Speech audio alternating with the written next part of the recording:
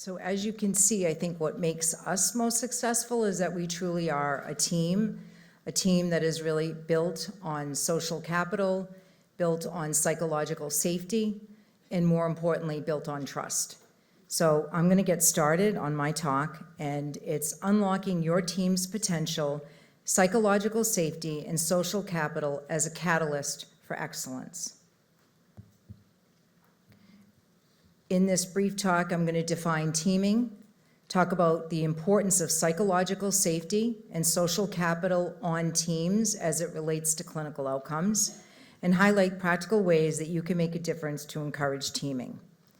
I like to start off this quote with Dr. Tom Lee, who's the Chief Medical Officer at Press Ganey, and we saw him, we were at the Press Ganey conference, and I loved this quote. "We desperately need caregivers who love their work and are dedicated to doing their very best on the job. When such enthusiasm fails to materialize, healthcare suffers across the board." And how true is that? So what is teaming?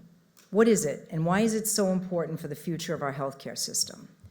Well, we're now in a situation now in healthcare where we continue to have a shortage of not just nurses, just really all healthcare professionals. And the team, we have to all work together because there's only one patient. So we're going to start to use teaming as a verb. A team used to be static, bounded, a fixed group of individuals cooperating in pursuit of a common goal. It's now changing. Healthcare is so dynamic. It's a dynamic activity involving coordination and collaboration without really stable team structures, right? You come together and you're working one patient, you've got the physical therapist, you've got the interventional cardiologist, you've got a nurse practitioner. You're coming from all different focuses to take care of that one patient. Before we relied on stable structures, we're switching now to a mindset and a practice of teamwork on the fly and being able to be agile. And that is actually one of our health system values. We've got to be able to adapt and constantly shift in the environment to which we're working. And again, we're focusing on relying individual skills and flexibility to collaborate effectively in moments of potential collaboration and being able, again, to be agile. Again, when we think of a team, it's well-defined boundaries, fixed. We're now going into a dynamic, quick coordination, adaptable, and flexible. But why is it so important in today's cardiovascular landscape? Like I said this morning, a few minutes ago rather, increasing cardiovascular visits, volumes and visits are challenged by an older, a more acute population that we're dealing with. We still have the lingering effects of COVID, although thank goodness I really want to say the glass is certainly half full. I see a real difference that we've put our feet firm 4 years out of COVID, but we have a less skilled workforce, and that's not a bad thing, but we have to recognize that. We had a great resignation, like everybody else in the country in retiring, and particularly we felt it in nursing. So we really need to be able to fill those skills and gap and be able to work together as a team, respecting one another. So why is psychological safety and social capital important in the cath lab?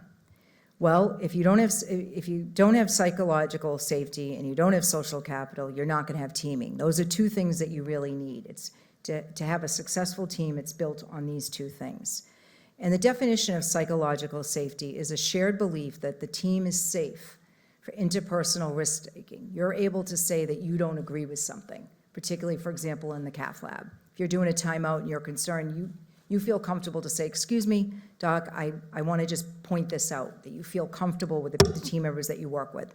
It's crucial for fostering an environment where team members feel comfortable, they can express ideas, concerns, questions, and mistakes, more importantly, without the fear of humiliation or retribution.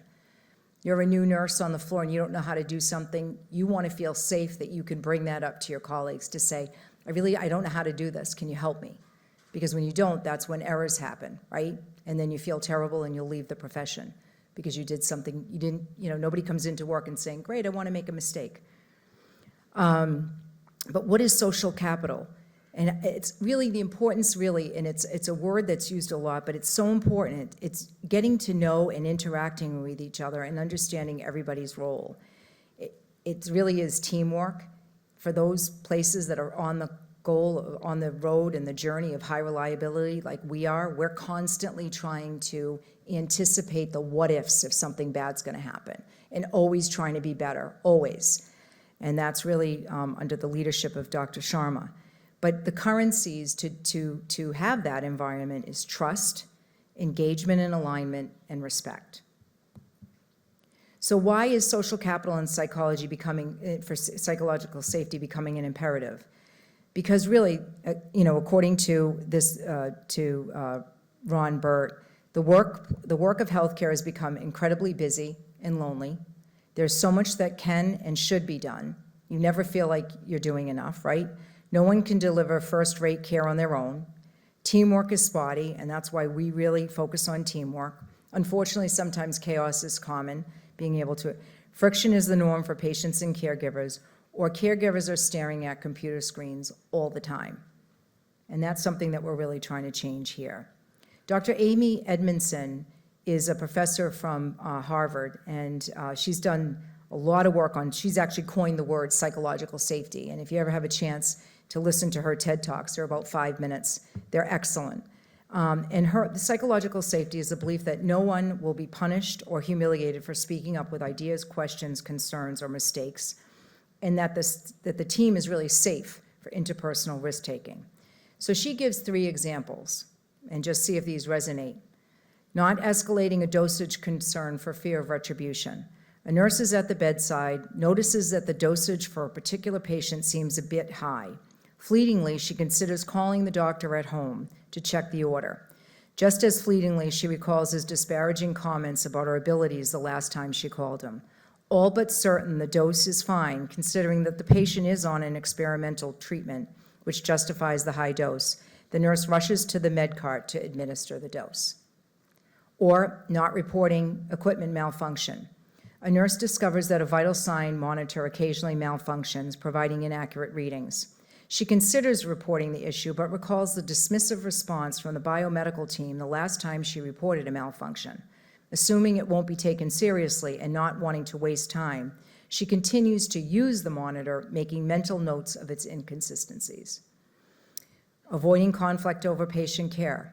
A nurse observes that a patient's wound is showing signs of infection, which might be due to a dressing that hasn't been changed as per protocol. She thinks about bringing it up to the team meeting, but remembers how the last time she suggested a protocol deviation, she was openly criticized by a senior nurse. She decides to handle the situation herself without discussing it with the team. All 3 examples, no psychological safety, fear of retribution. We don't want that. It does happen in the country. I mean, it is real, but not here. So really, I want to quote, what Amy has said is, psychological safety isn't the goal. It is the means to the goal, which leads to clinical excellence and high quality care. Because if you have that, then we have, and because we have that, we're certified. We love certifications. We go for through the American Heart Association, all of the Mission Lifeline and Change, Check, Control, or Get with the Guidelines. And this is system-wide as well for our cardiac service line. We also have Beacon Awards. Mount Sinai Cath Lab is Beacon Silver. And again, 7 West and the CSICU and 5 East and 5 Center, all are Beacon Awards. We wouldn't have that if we didn't have that teamwork, that social capital, getting to know each other, knowing a little bit about somebody, celebrating, right? Parties. We couldn't do that during COVID, but we've gone back to that. And more importantly, through the Joint Commission, we've had our certifications for comprehensive cardiac and against heart failure, and we're coming up on our VAD redesignation at the end of July. But we wouldn't be able to do this if we didn't have that. So why is it essential in the cath lab? Well, if you didn't have time out, right, bad outcomes could happen. And we happen to have a safety record for the last, how many years? Many, many years, safest cath lab in the country and the busiest, because it's an interdisciplinary team and feeling comfortable talking and speaking up on a timeout. Also, the importance of handoff, can't stress it enough, from the room to the holding area, and then from the holding area to the floor, right? You have to do handoff. But being comfortable to bring up concerns is vital to clinical outcomes. And really, this just shows that the proof of concept for social capital and psychological safety. When caregivers feel respected, it correlates with better experience for patients. No brainer. 7 East, one of our HCAPS units, our unit that receives all of our cath lab patients, in the health system is the #1, and you'll hear from Carmelo later on, the #1 in patient experience for the health system. Why? I mean, again, that teamwork between the cath lab and 7 East is essential. And sometimes, we cannot understand each other's world, and it's change a shift, and we don't want to take the patient because you want to get off, understand that, but they're doing a lot of team building and being able to discuss that because they understand that it's important, to the patient's outcome. And you can see that when the staff works together, we're going up in our teamwork, how well the staff work together. Never satisfied, high reliability, we want to be higher, want to be 100, but we're getting there. So how do you improve strong teams in interventional? First of all, you have to frame the work as a learning problem, not as an execution, being able to talk about it with the team and encourage them to give their ideas.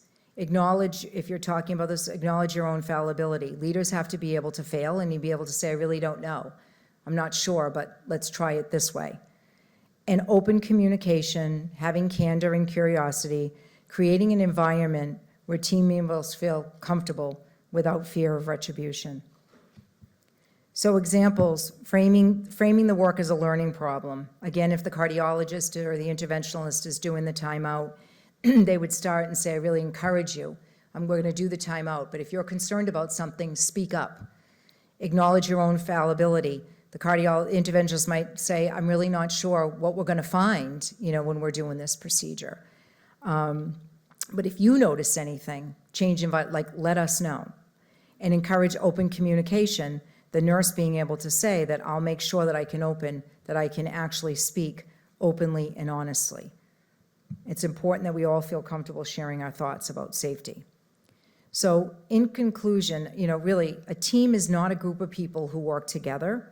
A team is a group of people who trust each other. That's so important.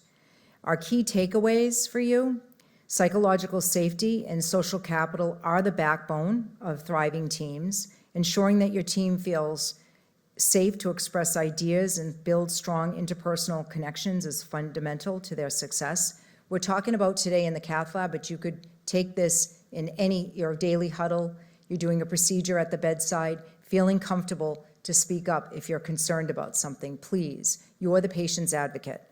Enhancing team dynamics by learning together, creating an environment work is viewed as a continuous learning journey, and I know that Dr. Sharma and Neetu and Tom are constantly doing that in the cath lab, and Dr. Kinney by doing, every Tuesday, really continuing to do continuing ed about whatever the topic is so that people stay on top of, education and providing that environment. And then your role is really crucial. Remember, fostering psychological safety starts with you. It's everybody's responsibility to make sure every team member feels valued and empowered. Because if you don't have that and you don't have trust, you're not going to stay. And that's not good. You're valued by all of us to speak up and contribute. Thank you. So.